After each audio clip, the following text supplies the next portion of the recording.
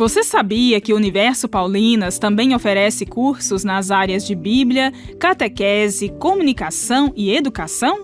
Contando com professores e tutores experientes e muito conteúdo para sua formação humana, cristã e profissional.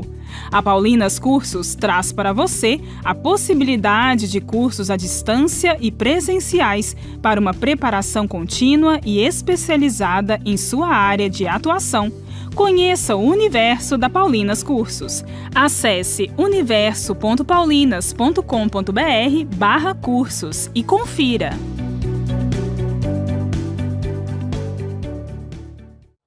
Boa tarde, catequistas! Sejam bem-vindas e bem-vindos ao nosso canal da Catequese Paulinas.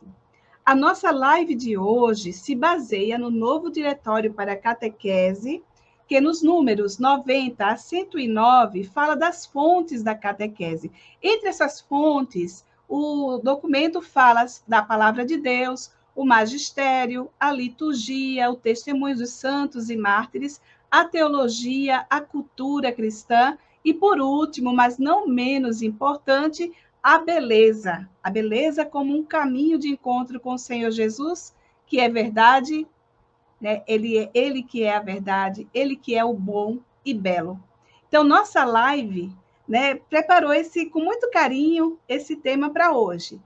E nós somos convidados e convidadas a contemplar, através da arte, da poesia, o mistério da encarnação, com a assessoria da irmã Rosa Maria Ramalho. Ela é religiosa da Congregação das Irmãs Paulinas, licenciada em filosofia, bacharela e mestra em teologia e mestranda em ciências da educação pela Universidade Pontifícia Salesiana de Roma. E é de lá, de Roma, que ela vai conversar com a gente hoje sobre o tema Natal, Deus se fez um de nós. Irmã Rosa, seja bem-vinda, minha irmã. Cadê você? Pronto. Estou aqui. Boa noite. Não, obrigada. Aqui Desculpa, é boa tarde, desculpa. Aí é boa noite, né? Boa tarde, irmã Cristiane, boa tarde a todos. É uma alegria muito grande. Que horas são agora, Rosa, aí? Agora aqui são 20 horas e 3 minutos. Então vai dar né? Então, quando ela falar boa noite, gente, a gente já sabe. Ela está em Roma, então lá já é noite. Rosa, seja muito bem-vinda, minha irmã. É com muito carinho que a gente te acolhe. Agradecemos desde já que você aceitou partilhar um pouco daquilo que você está estudando, e eu sei que são coisas que estão no teu coração. Gente, eu esqueci de dizer. A Rosa também é autora Paulinas, né? E aí, eu não sei se tu tem algum livrinho aí, Rosa. Não tenho. Mas eu vou trazer aqui para mostrar para a gente. Então, a gente vai conversar com a irmã Rosa, que além dos estudos, ela aprofunda, mas também é uma poetisa. Então, é nessa dinâmica que ela vai nos conduzir. Mana, a palavra é sua, eu volto no final para a gente conversar um pouquinho, as perguntas, as considerações. A nossa turma aqui é muito participativa, Rosa, né? Nossas catequistas de várias partes do Brasil. Então, até o finalzinho eu retorno para a gente conversar. A palavra é sua. Obrigada, irmã Cristiane. Para mim também é uma alegria muito grande participar deste momento formativo em preparação para o Natal. E como a irmã Cristiane disse, esta novidade do novo Diretório para a Catequese, que é a Via da Beleza entre as Fontes da Catequese, nos coloca numa perspectiva que é uma perspectiva que não é novidade, mas é muito antiga, porque desde sempre a arte e a beleza fez parte da nossa fé cristã. Então, nessa noite, o que é que nós vamos fazer? Nesta tarde, melhor dizendo, nesta tarde. Se eu dizer nessa noite, aí vocês me corrijam, por favor. Então, nós vamos refletir sobre esse mistério da encarnação a partir da arte e da poesia. E peço à irmã Valdeane que coloque para a gente os slides. Essa temática é muito bonita, Natal, Deus se fez um de nós. Nós vamos aprofundar a partir da arte de Lourenço Lotto, que é essa imagem belíssima que nós estamos vendo aí, e também dialogando com algumas poesias. Mas eu gostaria de convidar vocês a fazer um passeio através de duas imagens e uma realidade que é aqui muito próxima, aqui da minha casa, onde nós moramos, da nossa comunidade, que é a Praça São Pedro. E, para quem não sabe, né, mas acredito que pelos meios de comunicação, todo mundo já viu a beleza da árvore que está ao centro do Vaticano, da Praça São Pedro, mas também um presépio. Esse presépio é uma grande novidade, porque é um presépio que é vindo do Peru, do povo Choca, da região de Huancavelica. E é uma região andina do Peru, de mais de 3.000 metros de altura. Então, irmã Valdiane, vejamos as imagens do presépio. São belíssimas as imagens, porque traz todo o colorido e a beleza das vestes desse povo Choca, e também traz aqui e para o mundo, né, uma representação do presépio a partir de uma cultura. E é muito bonito ver, assim, penso que todo mundo em São Paulo, eu sempre visitava uma exposição de presépios lindíssima do Frei Roger, que ele sempre trazia presépios de todo mundo, e é muito interessante de ver como que o mistério da encarnação de fato se encarna, né, na cultura, nas culturas. Lembrando que a primeira representação do presépio, né, assim diz, né, a tradição foi feita por São Francisco, na cidade de Grécio, no ano de 1223. Porém, antes de São Francisco, antes dessa representação feita ali com animais, com pessoas, né, o presépio já era representado pela arte desde o início do cristianismo, do século V. Me parece que uma representação da Santa Maria Maior, aqui em Roma. Então, em tantos lugares do mundo. Tem uma outra imagem, irmã Valdiane, que podemos ver desse presépio belíssimo, que traz também a imagem, esse animal que é o côndor, né, que é uma ave que é própria dos Andes. Então, assim, só para a gente ter quem tiver curiosidade, depois para procurar no YouTube, tem muitos vídeos, tem muita coisa bonita. Então, é uma oportunidade de nós também entrarmos, né, nessa cultura. Mas, irmã Valdiane, pode passar. Para começar, eu trago aqui um pequeno poema que eu escrevi no ano de 2013.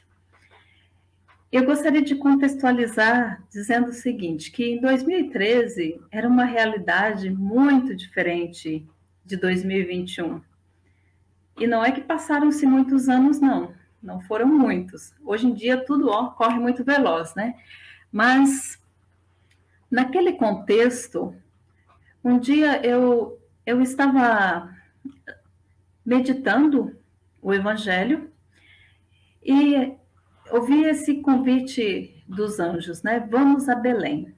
Então, eu vou ler o poema e depois falo um pouquinho disso que está ali representado, nessas palavras. Queremos encontrar-te, ó menino, mas nas igrejas encontramos ritos, nas lojas, produtos, em nós mesmos, egoísmo. Por isso, vamos à palavra, e a convite dos anjos, vamos a Belém. É no Pará que nasces, em hospitais precários. Vamos à Vila Mariana, porque é entre os moradores de rua que nasces em total abandono. Vamos ao Espírito Santo, porque é lá que estás entre os desabrigados das enchentes. Vamos à Vila Prudente, Paraisópolis, Tacloban, Síria, Lampedusa. A tua chegada, ó menino, é para nós saída. Vamos. Naquele contexto de 2013, naquele final do ano de 2013, eu me recordo de algumas notícias nos jornais de alguns hospitais no Pará em situação muito precária. Me lembro da realidade dessa cidade de Tacloban, não sei se pronuncio bem assim, mas era uma cidade na Filipinas que tinha apenas sido tinha apenas passado um grande ciclone ali, milhares e milhares de pessoas desabrigadas, os refugiados na Síria, Lampedusa, que o Papa Francisco profeticamente colocou aos nossos olhos a questão das pessoas que estavam morrendo no mar, na travessia em busca de uma vida melhor. E aquelas realidades que eu via diante dos meus olhos ali na Vila Mariana, onde eu morava, de algumas comunidades de São Paulo, como a Vila Prudente, Paraisópolis. Então, naquele contexto, eram essas imagens, eram essas realidades que vinham à minha mente, ao meu coração, tanto para que eu pudesse me aproximar através da oração, né, na comunhão com a oração, mas como a partir de algum gesto solidário naquelas realidades que eram mais próximas a mim, como os moradores de rua ali na Vila Mariana. Por isso, eu quero fazer um desafio. Eu disse para a irmã Cristiane que eu queria desafiar você que está acompanhando, e agora é o momento. Pode passar, irmã Valdeane, próximo. Eu convido você para que nós possamos completar este poema. Não vai ser agora, vai ser lá no final, vai ser lá nos últimos minutos do nosso encontro aqui, da nossa partilha. Então, você pode escrever no chat ali. Queremos encontrar-te, ó menino, diz o poema, e assim vai, vamos nas igrejas encontrando ritos, nas lojas produtos, em nós mesmos egoísmo. Por isso, vamos à palavra, e a convite dos anjos, vamos a talvez alguma realidade que você conheça próxima de você. Eu vi as notícias esses dias, as enchentes no sul da Bahia, as realidades próximas aqui a mim, né? Moradores de rua na Praça São Pedro e tantas pessoas desabrigadas, morando nas ruas. Você, que realidade você nos convida hoje, nesse ano de 2001, nesse contexto que estamos vivendo, que toda a humanidade é desafiada a conviver com uma pandemia?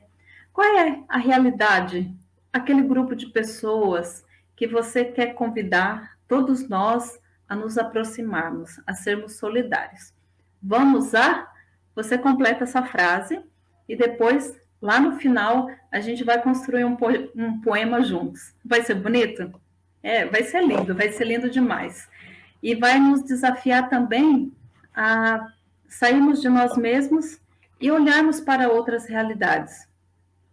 Até mesmo porque muitas vezes nós ficamos fechados nos nossos problemas, na nossa situação, no nosso contexto, e podemos abrir os nossos olhos, né, e a convite dos anjos, a convite da palavra, vamos apresentar outras realidades para as outras pessoas, condividindo, né?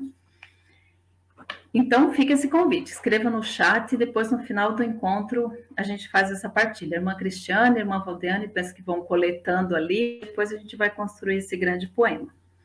Mas vamos adiante. O nosso encontro, nesse momento, vai ser dividido em 4 momentos. Eu escolhi 4 palavras.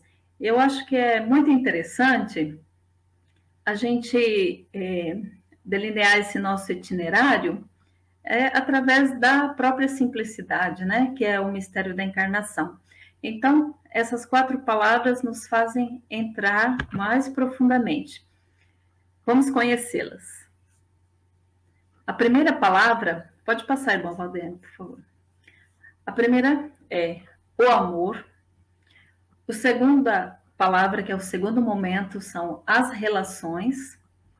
O terceiro momento é o essencial.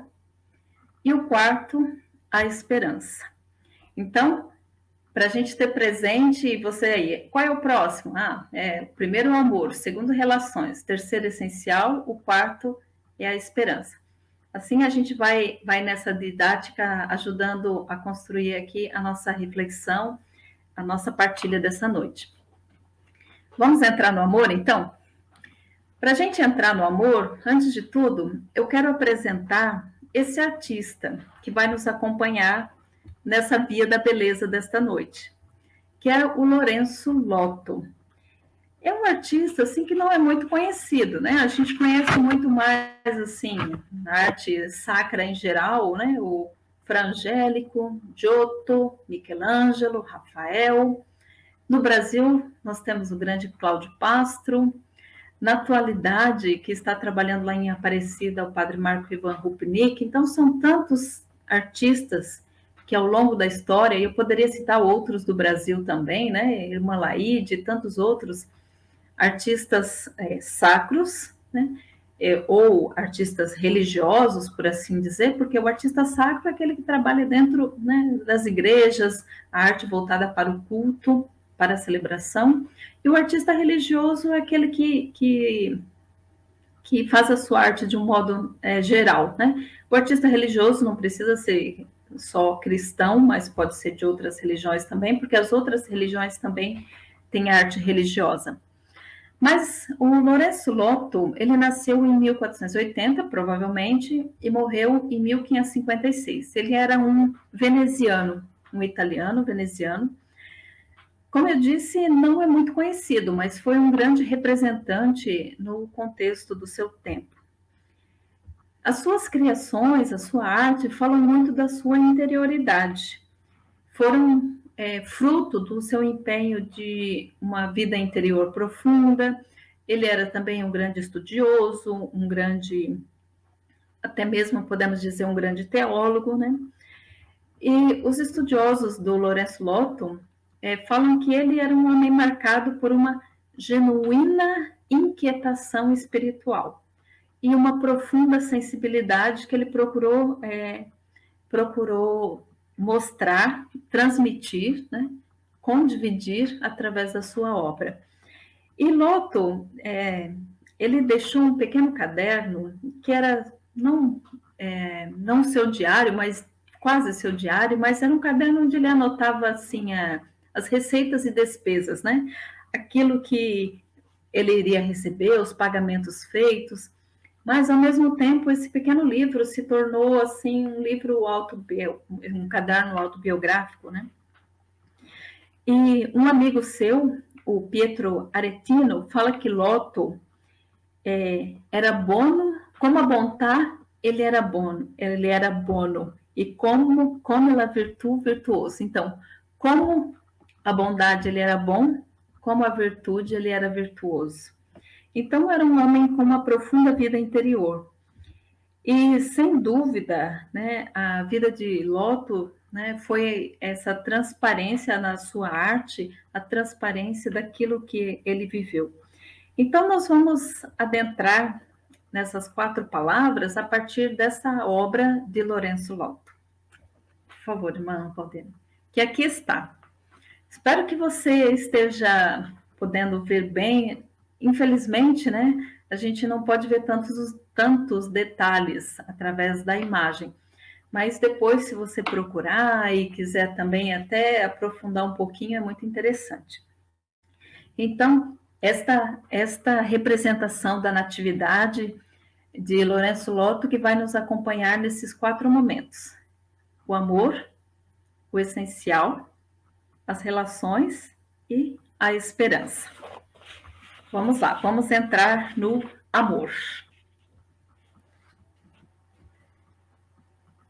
Um primeiro elemento, né, que a gente traz para a nossa reflexão é que no mistério da encarnação, a humildade de Deus se revela como um mistério de abaixamento.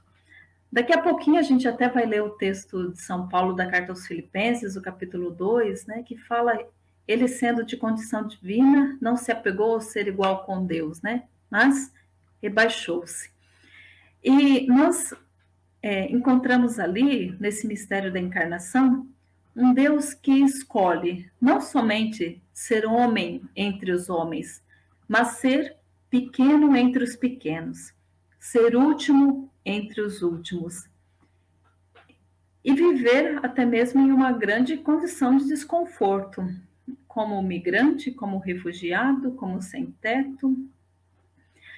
E a Madre Ana Maria Canopy, eu encontrei um pensamento seu muito bonito que quero dividir com vocês, partilhar com vocês, que diz assim, né, que a encarnação é uma escolha de amor que Deus faz para que ninguém se sinta excluído. Olha que coisa linda. Eu achei isso maravilhoso, porque a partir do momento que Deus, encarnando-se, né, vem ao nosso encontro, nenhum de nós na nossa miséria é excluído. Nenhum de nós na nossa condição pecadora é excluído, né? O Messias que vem para redimir todos os nossos pecados, né? Como diz ali que a gente vai ver o porquê o Verbo se encarnou, como apresentou o Catecismo da Igreja Católica, ele vem por amor, para acolher a todos. E essa escolha de Deus traz esperança para todos nós, né? Também um outro teólogo que eu gosto muito, o protestante, o Bonhoeffer, ele vai dizer que Deus não se envergonha da fragilidade do ser humano. Ele é próximo de quem é pequeno. Ele ama quem é perdido. Por quê? Porque ele se fez pequeno. Ele se fez humilde. E assim, nós vamos ver que o Catecismo da Igreja Católica apresenta em 4 pontos o porquê o Verbo se encarnou. Por que que o Verbo se encarnou? No número 457 diz: o Verbo fez-se carne para nos salvar, reconciliando-nos com Deus. E ali, na primeira carta de João, capítulo 4, foi Deus que nos amou e enviou seu Filho como vítima de expiação pelos nossos pecados. Então, essa é a primeira resposta, para reconciliarmos com Deus, para nos salvar. A segunda, irmã Valdeane, pode passar? O Verbo se fez carne para que assim conhecêssemos o amor de Deus. É belíssimo. E aí, João 3, porque Deus amou tanto o mundo que entregou o seu Filho unigênito para que todo homem que acredita nele não pereça, mas tenha a vida eterna. Esse é o segundo motivo. O terceiro, que o Catecismo nos apresenta, o Verbo fez-se carne para ser o nosso modelo de santidade. Tomai sobre vós o meu jugo e aprendei de mim. Mateus 11, 29. E eu sou o caminho, a verdade e a vida, ninguém vai ao Pai senão por mim. E acredito que o Catecismo apresenta outros textos, eu escolhi esses ali, mas acredito que a gente poderia encontrar outros textos dos Evangelhos. E o último motivo diz: o Verbo se fez-se carne para nos tornar participantes da natureza divina. E ali é um pequeno trecho de Santo Irineu de Lyon. Pois foi por essa razão que o Verbo se fez homem, e foi o Filho de Deus, e o Filho de Deus se fez filho do homem. Foi para que o homem, entrando em comunhão com o Verbo e recebendo assim a adoção divina, se tornasse filho de Deus. Então, esses 4 motivos que apresenta o Catecismo da Igreja Católica, depois, quem quiser pode aprofundar, essa parte está dentro da parte do creio no Catecismo. É muito interessante olhar a partir desta perspectiva, desta pequena palavra que eu dei como esse primeiro momento, o amor. Deus amou tanto o mundo que nos enviou o seu Filho. E assim, pode passar, irmã Valdeane, próximo. Nós abrimos esse momento com essa palavra amor, recordando que o amor de Deus por nós é tão grande que tantas vezes nós não, dentro da nossa história, dentro da nossa, até mesmo da nossa catequese, a catequese que nós recebemos, né? Nós não experimentamos esse amor. E o amor de Deus é a realidade mais concreta que nós podemos ter e podemos imaginar. Porque Deus não põe motivo para nos amar e nem nos deixa de amar quando nós fazemos alguma coisa. Ele ama porque nos ama. Então, esse é o motivo da encarnação, é o motivo do amor. Do nascer ao pôr do sol se oferece um sacrifício perfeito. Pelo Verbo, Sol, chave, filho de mulher, irmão de cada um. A encarnação ainda não terminou. Ainda temos fome, ainda temos lepras, carregamos nossa surdez e o nosso egoísmo.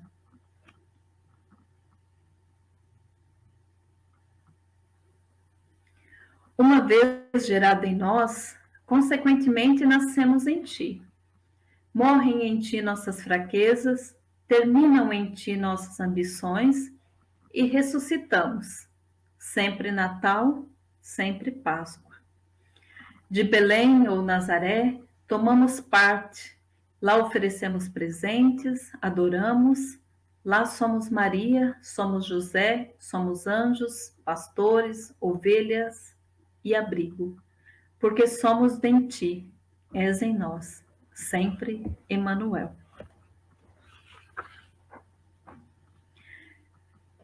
Pode passar, não Valdir. Assim, nós entramos com essa poesia que fala de sempre Natal e sempre Páscoa, nesse segundo momento, que é o momento das relações. Primeiro, o amor incondicional de Deus por nós, por isso a encarnação do Filho de Deus. E as relações nós vamos ver a partir da imagem apresentada por Lourenço Lotto. Pode colocar, irmã Rodena. Isso. Agora nós vamos nos deter ali um tempinho para ver essa imagem. Lourenço Lotto pintou essa natividade no ano de 1523. Então, quase 500 anos desse pequeno quadro. Por que eu digo pequeno? Porque, de fato, essa natividade tem 46 por 36. Então, é pequeníssimo, uma madeira. Foi pintado em Bérgamo e agora ele está na Galeria Nacional de Arte de Washington. Mas o curioso é que essa imagem não foi pintada, né? Essa representação da natividade não foi pintada para estar dentro de uma igreja. Por quê? As igrejas muito grandes, uma imagem muito pequena. Essa imagem ela foi pintada por Lourenço Lotto para uma família, certamente, para estar dentro de uma casa. Então, ela é destinada para uma casa particular de uma família, que nós sabemos, né? Aqui eu não tenho essa informação para dizer, mas essa pintura é projetada para devoção familiar. Então, o mistério da encarnação que entra dentro de um contexto de família. O que acontece no contexto de família? É o nosso cotidiano, da nossa vida, não é?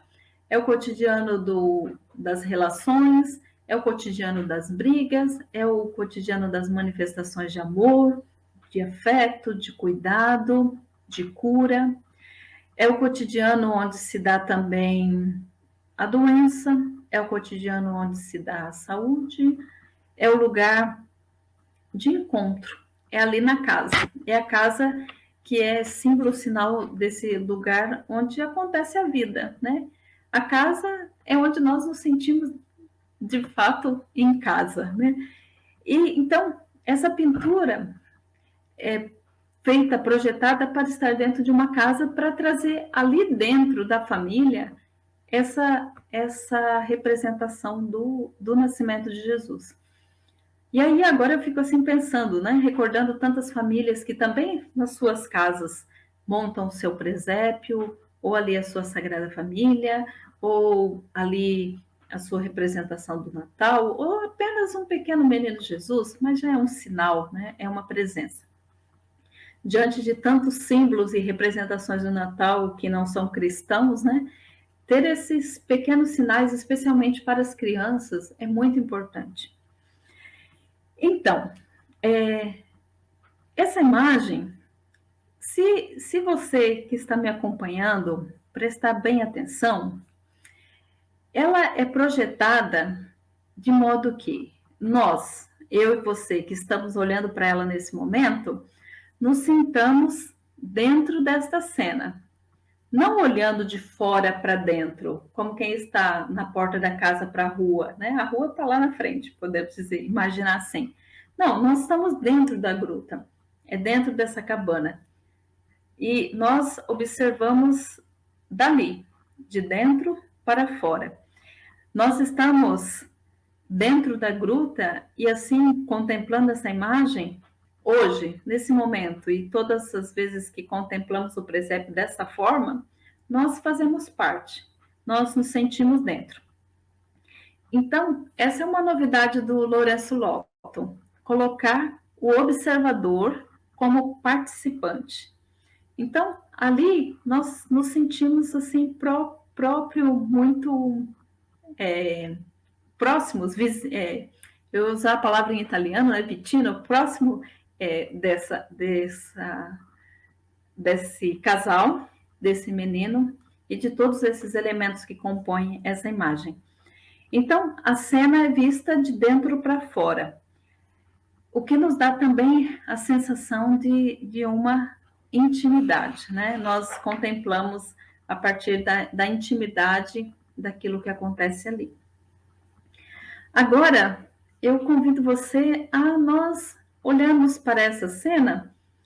E talvez você vai me dizer, mas a irmã Rosa não está trazendo nada de novidade, porque é uma representação do Natal assim, é tão comum, né? Parece uma imagem tão comum.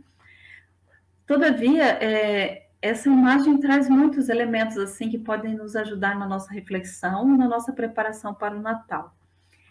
E acho que o curioso e o bom é a gente se deixar surpreender por alguns elementos, que talvez, né, se a gente não olha dentro da perspectiva da história, parece uma coisa até muito comum, mas não é, né?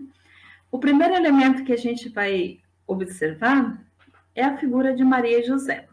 Irmã Valdena, acho que tem uma imagem que aproxima um pouco ali. Isso. Ali está Maria e José. Talvez você me diga, mas irmã Rosa, essa imagem é comum em todos os presépios? Mas eu digo para você que não é. Que Lourenço Lotto rompe com aquela representação tradicional do presépio da sua época. Pense que nós estamos falando de 1523, né? Ali, o São José, especialmente, não era representado assim.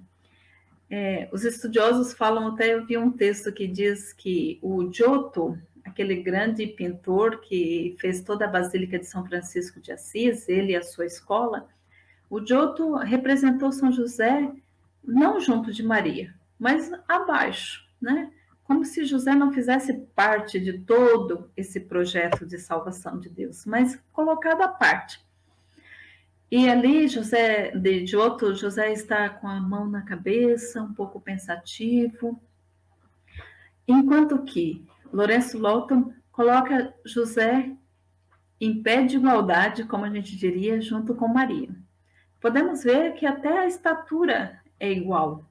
Então, ele rompe com aqueles esquemas tradicionais de colocar José do lado e coloca José dentro da cena.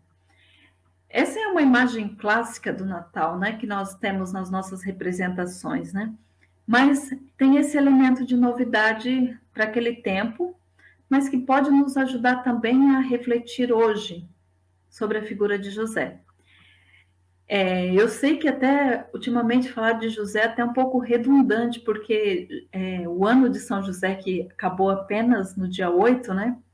Foi encerrado o ano de São José no dia 8, foi uma oportunidade assim, muito grande para que nós pudéssemos conhecer José e até aprofundar toda essa missão de paternidade que José carrega consigo, que é uma missão que não é exclusiva aos homens, não, mas é uma missão que é de todos nós, porque a paternidade é igual cuidado.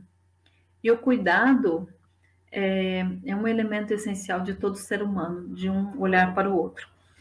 E eu estou vendo que a hora está correndo, espero que vocês estejam aí mandando as suas colaborações do poema, da sua realidade, para onde nós vamos para esse tempo de Natal. Mas agora nós vamos ficar aqui olhando para Maria, para José, e José vem ali com essa posição de adoração diante do menino. Um leve sorriso nos lábios e uma serenidade. Não é aquele José da preocupação do sonho, né? Mas é o José da serenidade. É bonita a representação também que ultimamente a gente viu a José com o menino nos braços, né? Muito original também, deixa a mãe descansar, né? E José aqui, como Maria, em uma posição de adoração, de reverência ao menino. E ele reza. O sorriso é leve, parece até que move os lábios. E José, ali, junto a Maria, dá cumprimento a todas as promessas da Escritura, né? No nascimento do menino, como a descendência de Davi, que é da parte de José. E a figura de Maria, nós vamos recordar que Maria tem aquele canto tão bonito que diz assim, que Maria é escolhida entre os pequenos. Ali todo esse ambiente é um ambiente de muita humildade.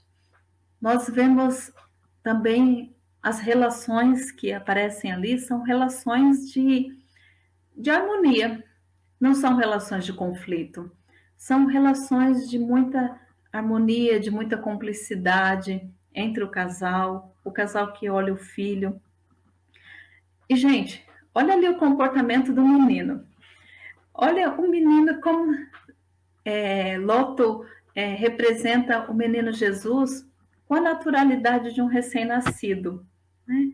O menino que movimenta as mãos, o menino que movimenta os pés, o menino que se comunica através do olhar com a mãe. Isso é muito bonito. E também é bonito de perceber o quanto tem ali de harmonia, como um círculo de harmonia entre essas três pessoas. O que faz Lourenço Lotto? Lourenço Lotto, ele não quer despertar sentimentos, aqueles sentimentos de romantismo, de amor, mas ele faz a gente refletir um pouco também. Eu acho que um pouco essa intenção do artista, não só porque a arte leva a gente a uma experiência que vai muito além daquilo que a gente vê, né? O artista tem algo mais ali que ele quer transmitir. Então, penso que essa harmonia dessas relações, essa serenidade em cumprir a vontade de Deus, tanto da parte de Maria quanto da parte de José. E assim, podemos observar também. Pode passar outra imagem, irmã Vodena, por favor? Não, volta, por favor, volta. Só um momento. Só mais um elemento, que o menino não está naquela manjedoura que a gente costuma ver, mas dentro de um cesto de palha, né? Eu gosto de pensar, até escrevi isso num poema, que as cores do Natal são os tons de palha. Não são o verde, não são o vermelho, não são o dourado ou prata, como nós costumamos ver, mas a cor do Natal é o tom de palha. O tom da encarnação é o tom da palha, porque é da simplicidade, da humildade. E ali o menino está numa cesta, né? Algumas representações, especialmente da iconografia bizantina, representava a manjedoura como um túmulo, mas ali o menino está numa cesta que é um lugar provisório, não é definitivo. E também está por terra, né?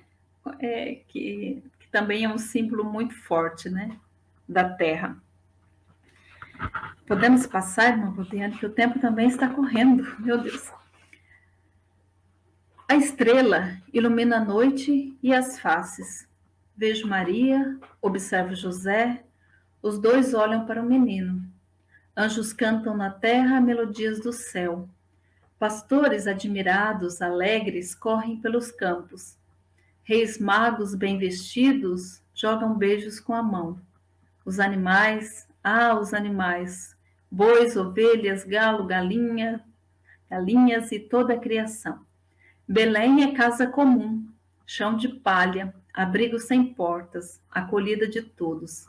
Belém é esperança.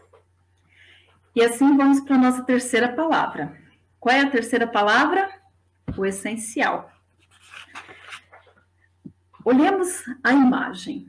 A imagem que nos oferece. Antes disso, o texto bíblico. Obrigada, irmã. Pode passar o texto bíblico. Tende em vós o mesmo pensamento de Cristo Jesus. Ele, embora sendo imagem de Deus, não considerou como extorsão o ser igual a Deus, mas esvaziou-se a si mesmo, tornando-se a imagem de servo, tornando-se semelhante aos homens. Sendo encontrado como homem, humilhou-se a si mesmo, tornando-se obediente até a morte e morte de cruz. Podemos passar. O porquê desse texto bíblico, né? É que eu não estou vendo aqui o chat, eu não sei se as pessoas estão vendo um elemento diferente ali.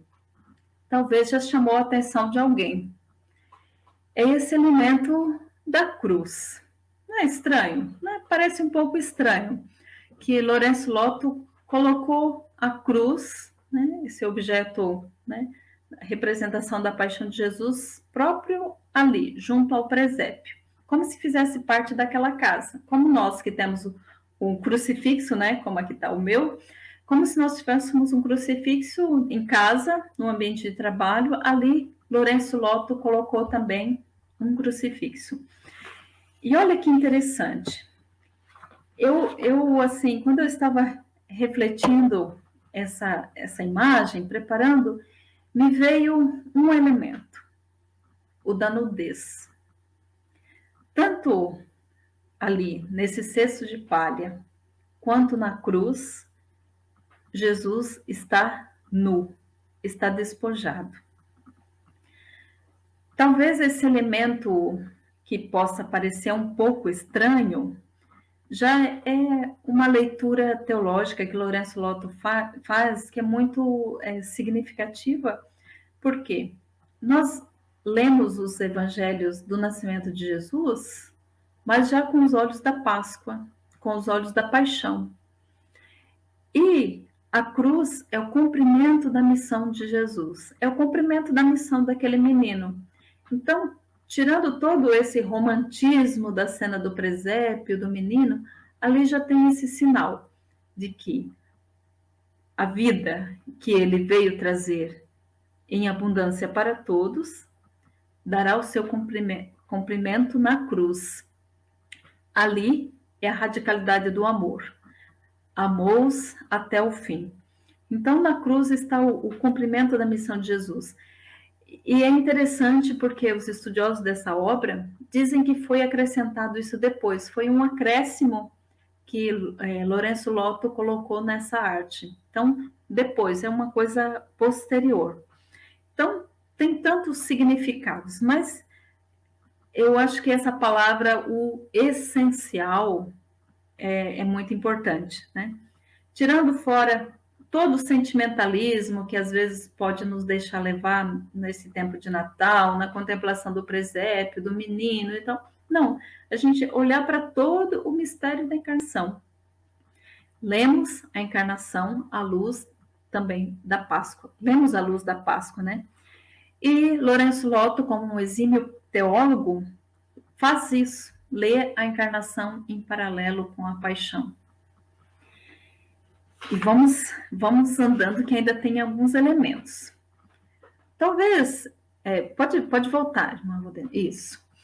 Outros elementos que podem passar assim despercebidos, mas eu lembro que uma pessoa disse que o Cláudio Pastro, lá em Aparecida, ele dizia que nenhum prego era colocado ali em Aparecida sem que tivesse uma intenção, uma motivação, um porquê.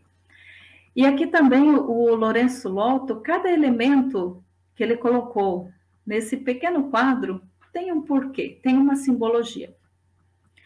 São tantos elementos que eu acho que nem vai dar muito tempo da gente aprofundar, e eu também, assim, penso de privilegiar aqueles elementos mais importantes. Ali, no fundo, nós vemos uma escada. Poderia ser uma coisa normal, uma escada em uma cabana onde ficam os animais, né? Ou a pessoa que trabalha com os animais tem a necessidade. Não, mas a escada ali tem um porquê. Nós lembramos lá da escada de Jacó, né? Certamente Lourenço Lotto tinha essa imagem nos olhos da escada de Jacó, onde os anjos subiam e desciam, que também é uma representação da encarnação. E um outro elemento que ali, próximo à escada, se vê dois pontinhos que são duas pequenas pombas. E as pombas são um sinal da fidelidade. Por que tem as pombinhas lá nos convites de casamento, né? Porque as pombas são um sinal da fidelidade. Porque se diz que se o pombo morre, a pomba fica, a viúva é fiel àquele pombo para o resto da sua vida. Então, se na natureza é assim, essas pombas são ali uma representação da fidelidade de Deus. Da mesma forma, ali a escada tem um sentido profundo. Ao fundo tem a imagem ali entre aquelas árvores dos pastores, porque nós não temos aqui todos os elementos, né, que costumamos ver normalmente no presépio, né, os Reis Magos, os pastores ali de forma mais discreta. Mas podemos ter presente, né, nessas relações, né, que no essencial, aquilo que é o central, né, que é o mistério da encarnação do Filho de Deus e a participação de Maria e José nesse cumprimento da fidelidade de Deus, do amor de Deus. E ali em cima, ali na cabana, tem os 3 anjos. Tem muita semelhança o corpo dos anjos com o corpo do menino, né? Não é aquela representação do Gabriel, né? Do anjo Gabriel, mas são tipo cupidos, né? Aqueles pequenos anjos que a gente vê nas representações de tantas igrejas, de tantos artistas. Não sei se dá para ver bem ali a imagem, mas eles estão cantando, estão lendo uma partitura. Eu achei esse detalhe muito interessante. Por que os anjos cantam com uma partitura? Eles cantam com a partitura para nos recordar, né, que a música também nós podemos aprender, através da partitura nós podemos aprender essa música, podemos ler. Basta a disponibilidade, a vontade de nós irmos de encontro a esse mistério para dali também nós aprendermos aquilo, esse canto que é de glória a Deus e paz aos homens de boa vontade. Pode passar, irmão Rodeno, por favor. À sombra da manjedoura repousou a esperança. À sombra da cruz e do túmulo vazio, a vida disse sim para sempre. No Natal, sempre Páscoa, vida e esperança para todos. Qual é a nossa última palavra? A última palavra é esperança. Está ali, essa palavra sozinha, esperança. Essa pintura de Lourenço Lotto é uma pintura dedicada à humildade. Jesus, pequeno, pobre, um ambiente simples, pessoas serenas, relações saudáveis. Em torno da gruta se recolhem e se abrigam todas as representações sociais, todos nós estamos ali. Os pastores pobres, cansados do trabalho, mal vestidos, vestidos de forma simples. Os magos, que eram estudiosos, pessoas vindas de longe, pessoas bem vestidas, que trouxeram presentes. E nós que estamos ali também. Agora, para nós nos aproximarmos desta imagem, nós vamos olhar um detalhe muito interessante, que é o seguinte. Às vezes, nós nos acostumamos com as imagens. Eu acho que você vai me dar razão. Por quê? Nós estamos muito acostumados ali com o nosso Instagram, com o nosso Facebook, a gente passando imagens, a gente passa e não vê detalhes. Mas, para a gente colher a beleza, a gente tem que parar o olhar, a gente tem que deter o olhar. A contemplação não se dá assim, de forma veloz, né? Passando o dedo, como a gente faz com o nosso smartphone, mas fixando o olhar no mistério. O que acontece? Que nós facilmente nos acostumamos com Jesus, nos acostumamos com esse mistério. E quem me disse isso foi um amigo muito querido, um pastor, o Neilson, que disse uma vez numa pregação que eu ouvi dele que nós nos acostumamos facilmente com Jesus. E isso é muito triste, porque o acostumar, o fazer as coisas de modo automático, faz com que a gente vá perdendo a sensibilidade. E quando a gente acostuma com uma determinada coisa, ela passa despercebida do nosso olhar. Por isso é importante que o nosso olhar seja sempre surpreendido. Por isso, tanto o advento, né, que vocês já tiveram uma introdução muito bem feita, né, pelas lives anteriores, que eu acompanhei um pouquinho, tanto o advento, mas a gente pode também trazer para a quaresma, é um tempo da gente purificar a nossa imagem de Jesus. É um tempo também da gente purificar a nossa fé. Como é que a gente faz isso?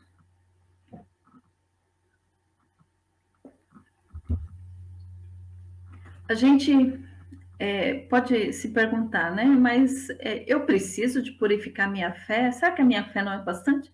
Não, a gente precisa constantemente, aquele processo de sempre em contínua conversão, como dizia o padre Alberione, o fundador da nossa congregação. Nós precisamos constantemente purificar a nossa fé de tudo aquilo que não é essencial, né? Porque a gente vai juntando coisinhas. E como é que nós purificamos a nossa fé? Como é que nós conhecemos Jesus? Através dos evangelhos.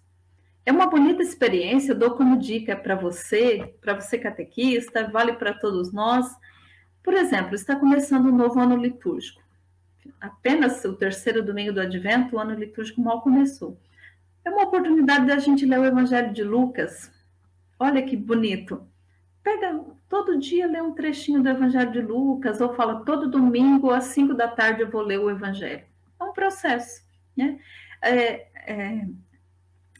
Nós catequistas, nós precisamos disso, de purificar a nossa fé, porque nós estamos constantemente condividindo a nossa experiência. E quanto mais uma experiência transparente, purificada, né, mais vai gerar vida na vida dos outros. E também buscar aquilo que nos coloca em harmonia. Eu acho que essa palavra harmonia também eu poderia ter acrescentado entre as palavras, porque toda essa imagem de loto nos transmite isso, uma grande harmonia entre as pessoas, entre os animais. Então, a música são elementos que nos ajudam, né? A música é um elemento que nos ajuda a harmonizar com todo o nosso ser, conversar com pessoas saudáveis, né? Purificar a nossa visão das imagens das redes sociais também é um outro elemento que nos ajuda.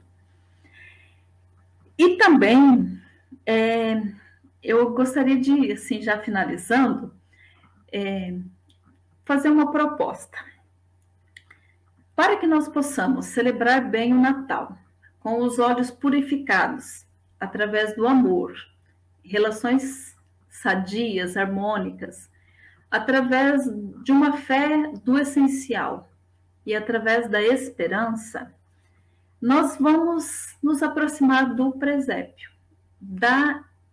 dessa representação. Olha só que interessante.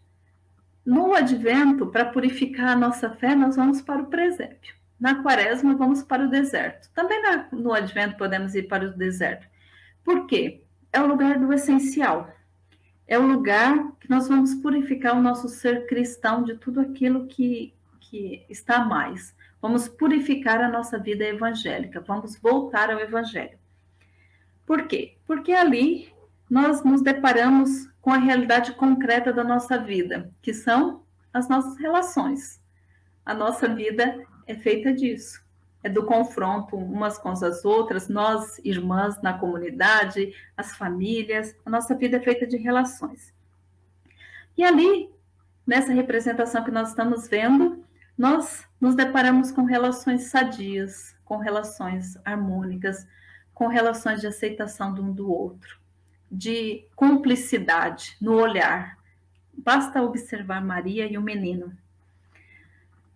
Ali, no presépio, purificamos a nossa vida no sentido de encontrarmos Maria e José, os pobres de Israel. Encontramos a igualdade entre as pessoas. Ali convivem, né, os sábios, os pastores, os animais, os simples. Ali nós encontramos respeito, encontramos dignidade.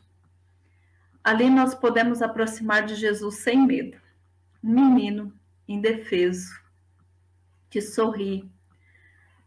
E acredito que diante de um bebê, diante do menino, todos nós temos alguma coisa a oferecer. Todos. O calor dos braços, né?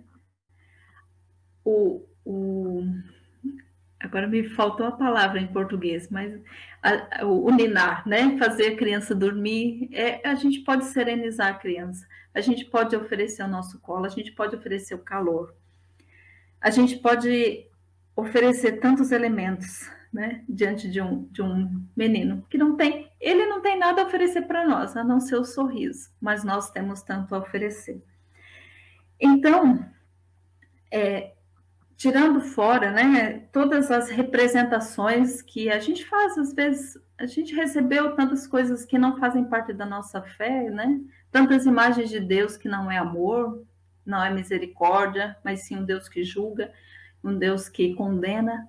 Contemplar essa cena da encarnação, do presépio, é trazer para a nossa vida esse essencial da nossa fé, que é um Deus que nos ama, que se fez homem, que se fez pequeno. Ali encontramos o nu, sem nenhum sinal de soberania desse mundo, sem nenhuma pedra preciosa, sem nenhuma coroa, sem nenhum sinal de poder, mas no total despojamento, tanto na manjedoura quanto na cruz. Irmã Valdiane, por favor. Próximo. E é isso. Feliz Natal, mas ainda nós temos a nossa missão, né? De completar aquele nosso poema. Eu não sei se vocês têm alguma pergunta, eu não estava aqui acompanhando. Irmã Cristiane, por favor. Rosa, tá me ouvindo? Tô, tá, né? Sim, sim. Então, nós temos bastante participações. Antes da gente ver o resultado do poema, temos também alguns comentários que eu acharia interessante a gente fazer aqui, né? Porque tem muita gente aqui do seu fã-clube, tá? Mandando abraços, beijos, saudades, né? Não sabia disso, não sabia desse fã-clube. Olha aqui, deixa eu achar aqui. Tem uma pessoa que eu acho que até aqui, a Graça, aqui, deixa eu colocar para você. De Fortaleza. De Fortaleza, boa tarde, irmã Rosa. Grande amiga. Cadê? Deixa eu achar mais gente. Tem alguém aqui que tem o seu sobrenome. Olha aí. E as pessoas agradecendo, Rosa, e dizendo assim que, como é interessante, eu também pensava aqui, que o que você nos traz vai na contramão, não sei se você percebe assim também, vai na contramão daquilo que a gente está muito imerso, muito acostumado, que é essa coisa corrida, né? Uma coisa atrás da outra, e a gente não para realmente para contemplar, a gente ouve muito essa palavra, mas fazer a experiência da contemplação é outra história, né? E aí você traz uma reflexão para nós que pede da gente desacelerar. E um outro elemento, junto com o desacelerar, Cristiane, é o silêncio, né? A gente está precisando muito disso, né? Sim. Porque quando eu dizia ali que a gente corre tudo, as imagens passam tudo muito veloz, é tanta informação, tanta coisa, que aquela imagem, né, que não dá tempo da gente digerir tudo. E para digerir é preciso, como diz, mastigar bem, né? Dar um tempo. Sim. E as pessoas também aqui, a Maria Guiar recordava quando você fazia aquela reflexão, né, que a encarnação, qual o motivo da encarnação? É o amor, né? Deus nos ama. E ele nos ama por isso, porque nos ama, né? Sem porquê, né? E às vezes a gente faz muitas elucubrações sobre isso, né? Mas Deus é simples, né? Deus é simples e nos pede também isso, né? A simplicidade de vida, a simplicidade nas relações com as pessoas. Então, é interessante essa visão, Rosa, que você nos traz. Aí, eu queria também, aqui, ó, o Ruberlan colocou aqui, Graça e paz, realmente esta imagem representa São José em atitude orante, de adoração. Quebra com aquilo que você dizia, né? Porque a gente costuma ver Moisés meio pensativo, e agora? O que é que a gente faz da vida? Então, traz essa novidade. A Marilac, que está sempre com a gente, né, Marilac? Mandando um alôzinho aqui para o Ruberlan. Cadê aqui, gente?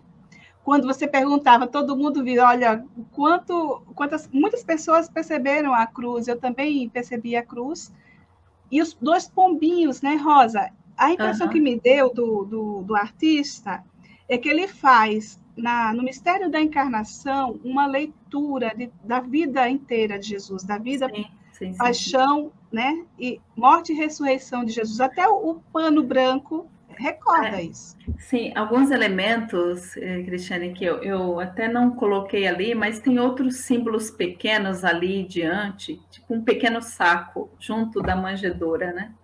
Sim, assim, para mim tem várias interpretações, porque parece tanto que ali os presentes dos magos, mas não é uma coisa muito simples aquilo ali. Sim.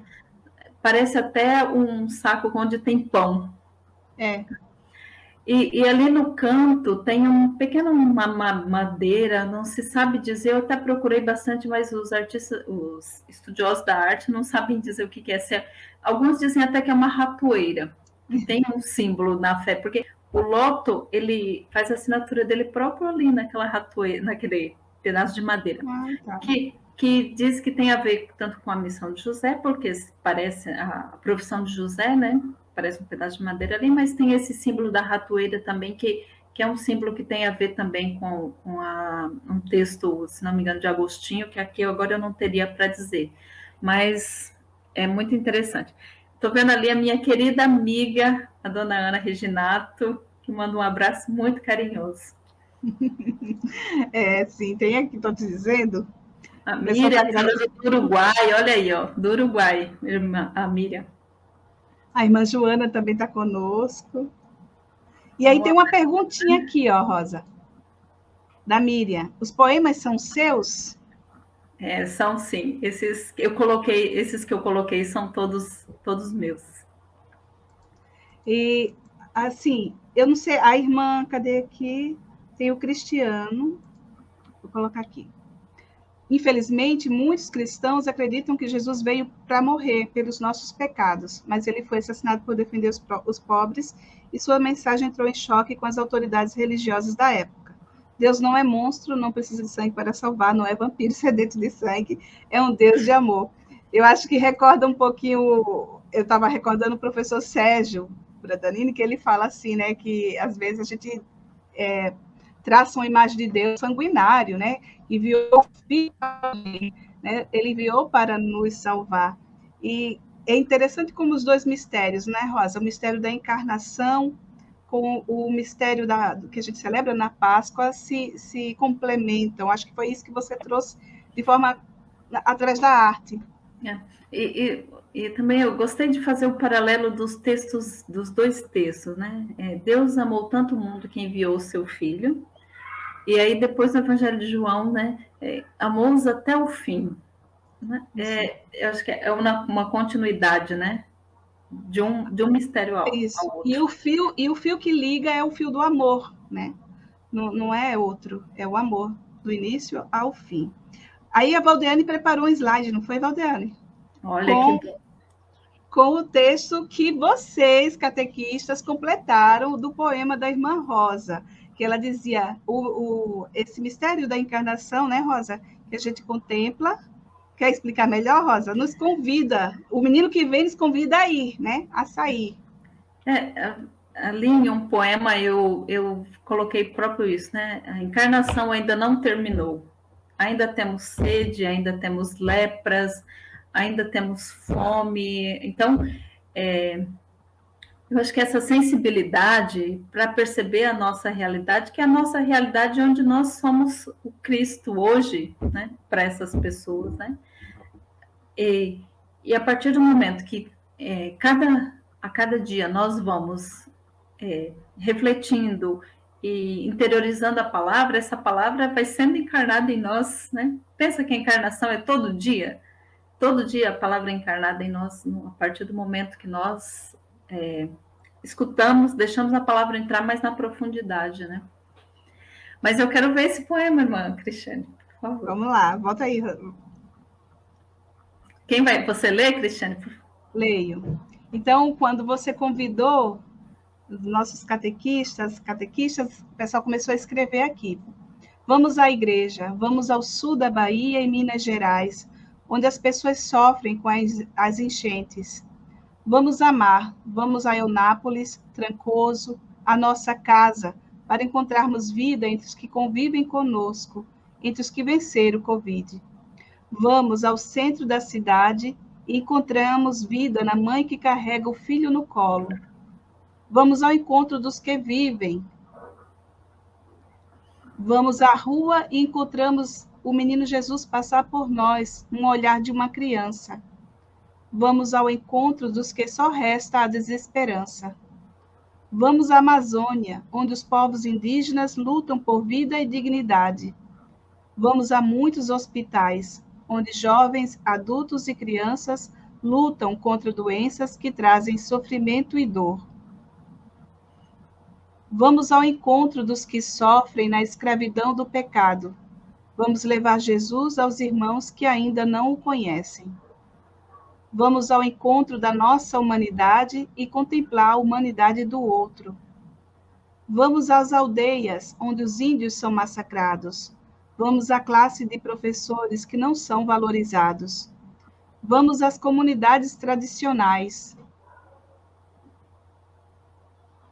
Foi isso? Foi. Olha aí, olha. Fiquei emocionada. A veia poética aflorou nos catequistas. Sim. Porque Deus, eu sempre penso assim, Deus é o primeiro poeta, né, Rosa? A natureza é uma grande poesia, é um grande livro de poesia, e isso está em nós. O que falta, eu concordo com o que você disse, e o pessoal aqui está dizendo, o que nos falta é silêncio, aqui, ó. O silêncio é fundamental para escutarmos, e falta também silêncio e doçura, né? Para que a gente possa deixar que isso aflore em nós. E esse é o tempo, né, Rosa? Um abraço ao amigo Genivaldo, um focolarino de Porto Alegre. Ah, sim, olha aí. Então, a gente quer agradecer imensamente, minha irmã, porque você nos deu desse seu tempo, aí na sua corrida de estudos e aprofundamento, já é noite ali para a irmã Rosa, e ela nos dedicou esse tempo compartilhando conosco um pouco que é também da vivência dela. Eu dou o meu testemunho, a irmã Rosa é uma poetisa e é uma grande escritora também. Eu acho que eu não trouxe os livros, erro meu, mas eu queria citar os livros da irmã Rosa. Ela tem um livro chamado Um Passeio pela Lapinha, Poemas de Natal. Esse pequeno livrinho, irmã Cristiane, só para dizer pode fazer, que, com certeza. Todos os anos eu costumava fazer, então, já desde um tempo, um poeminha para mandar para os meus amigos. Eu acho que você todo ano recebe, né? Sim. Antes das redes sociais, eu fazia um cartãozinho e tal. E um ano eu fiz todo um poeminha para cada um dos personagens do presépio, né?